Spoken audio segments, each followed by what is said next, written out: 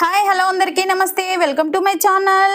ఈరోజు నేను లాస్ట్ వీడియోలో చేసిన కొబ్బరి పొడితో వంకాయ తాలింపు అయితే చేసుకుంటున్నానండి. మేమైతే మా సైడ్ మేము తాలింపులని అంటాము.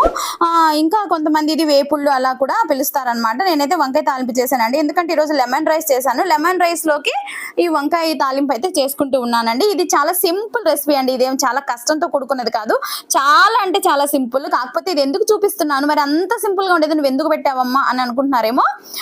ఎందుకు అని అంటే ఎప్పుడు నాన్ వెజ్లే పెడుతూ ఉంటాను కదండి, ఇలా వెజ్ కూడా మేము తింటాము అని చెప్పి మీకు చూపించడం కోసమే ఇది పెట్టానండి. ఇది చాలా సింపుల్ అండి. పోపు పెట్టుకోవడం అండి, ఆనియన్ కరివేపాకు వేసి పోపు పెట్టుకోవడము. తర్వాత అందులోనే ఇలా వంకాయలు వేసేసుకొని బాగా మగ్గనివ్వాలండి ఆయిల్లోనే. వాటర్ అనేది వేయకుండా ఆయిల్లోనే మగ్గిపోతుంది. తర్వాత కొద్దిగా కొత్తిమీర వేసేసుకొని తర్వాత లాస్ట్లో చివరిగా ఈ పొడి వేసేసుకొని కలుపుకొని తినడమేనండి. చాలా సూపర్గా ఉంటుంది.